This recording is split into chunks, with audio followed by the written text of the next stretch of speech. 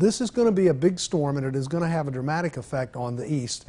And we have crews all over the east tonight. They will be tracking the storm along with Skip. We're getting some very heavy rain here right now. It just kicked up in the last 5 minutes. Things definitely getting much more intense. There were a few businesses and restaurants that are still open. There is a mandatory curfew at midnight tonight. Anybody seen on the island will be told to either go home immediately or they'll be arrested on the spot. You're getting to get another band of moderate rain that's going to sweep across you now, and then a couple of bands of heavier rain that will blow across you in about 90 minutes. Skip, well, you talked about blowing it out of proportion. We're not trying to blow it out of proportion here. I'll give you the straight facts as to what's going on right now. The fact is, it's getting windy here at Atlantic Beach. Really starting to see the teeth of Irene here. She is knocking down trees, taking out debris. Wind gusts coming down pretty good right now, and the rain pelting pretty hard. That water has nowhere to go except up, so you're going to see that creek take another big jump here. As you can see, the breakers are coming over the wall right now. Steady waves are continuing to crash under this pier. At some time over the night, Irene just picked it apart. Unfortunately, the rain and the wind has not let up, and until it lets up, it's unlikely that any of these problems can be solved. A canopy at Wayne Service Center was knocked to the ground in the winds of Irene, and even trees were snapped and left branches hanging pretty dangerously along the sides of roads, and even stoplights fell victim to Irene, blowing in the breeze above the highways.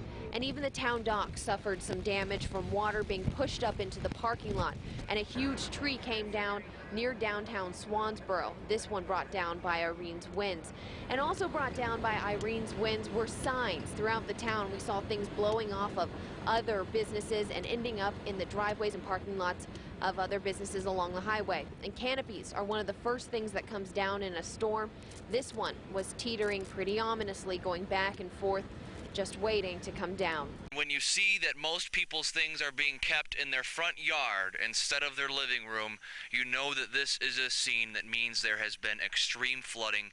We talked to one family, a family of 9, who in this flood brought on by Irene simply lost everything. He'll be all right, okay? Suzanne Bevan. Like heaven, but with a B. Her feet muddied, her home ruined. It's just a disaster. Her 8 kids, for now, homeless. I'm sure they were scared, were they not?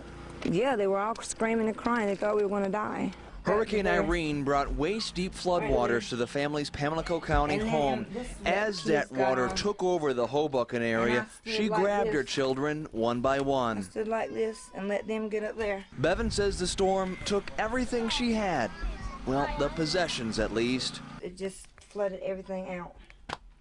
So where do you go from here? I have no clue. Who's going to take in 8 kids and me? Just remember, like, crying, going, you know, oh my God. Like, I thought there was no way we would get it. No way, but we did. At 4:45 Saturday morning, Chris Miranda got up to get his son a drink when he heard a crack. But I felt like I was in a jet plane that was crashing. It was that loud and that horrific. His 2 young boys were asleep in the master bedroom. And luckily I was standing and awake, and when I went to go grab them, that's when everything came down. He dragged them from the rubble to a bathroom on the opposite side of the house. My youngest one had blood all over him, and I was really scared, but when I checked him, it was my blood, so he was fine. My other son didn't have a scratch on him. They took cover in this music room inside their garage. Called it like the hurricane room, because this is the safest place to be. He had a critical decision to make: stay here and wait out the worst of the storm, or run through 70-mile-per-hour winds to his neighbor's house. In the end, he and a neighbor grabbed his kids and ran for it. Through it all, his boys stayed calm. They just looked up to me like I just saved their life. Now, Miranda isn't sure where they'll live. But, you know, my kids are fine, so that's all that matters. He died in that blue chair. It was Tim Avery's favorite chair. Well, he always sat in that chair. He was Gene Avery's only son. He was my life. A life cut short Saturday morning during Hurricane Irene. Heavy winds brought this tree down on Tim's house on West College Street in Ayden. He was 51 years old. It breaks my heart. It was actually Gene's daughter, Tim's sister, who found her 51-year-old brother sitting in his favorite blue chair the day after Hurricane Irene. Except Tim wasn't found here in the yard. He was found inside on his chair right by that map. It just meant everything to me. And to make matters worse, Gene says someone broke into the house sometime between Sunday and Monday, stealing something that was dear to his son. He had a guitar sitting there on a stand, electric guitar, and it's the first thing that was gone. Gone now is the person who would help Gene with everything he was too old to do himself. Father says the only thing he can do now is pray. He's a big, strong man like you.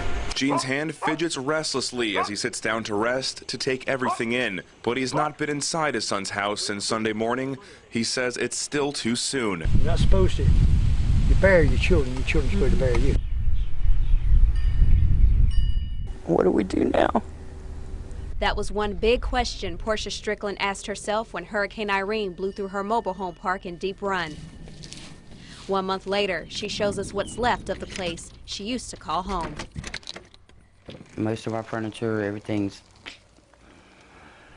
beds and stuff, all of them got messed up. Strickland is still emotional about all she's lost. Coming over here and seeing it's depressing again, but it'll get better. It's got to get better. Proof of the damage from the pieces of insulation and patches of mold are still present inside the home. Outside, there is one big thing missing. Strickland is left without a roof over her head at her old home, but she has family nearby that she's able to stay with while she figures out what's next. You go for a ride, David Durham. When you're my age and you got to live with your kids. Get it, David, get it. That's kind of depressing. Even though the view from her living room is gray from the mangled roof, Strickland sees a bright future ahead. They say everything happens for a reason. Maybe it's my daughter's getting ready to have her first baby and she needs mama's help, so. Strickland says she doesn't know where she would be without her family. Now she waits for her new beginning. You just go on with life. In Lenore County. It can't stop. Shamiria Ratliff, News Channel 12.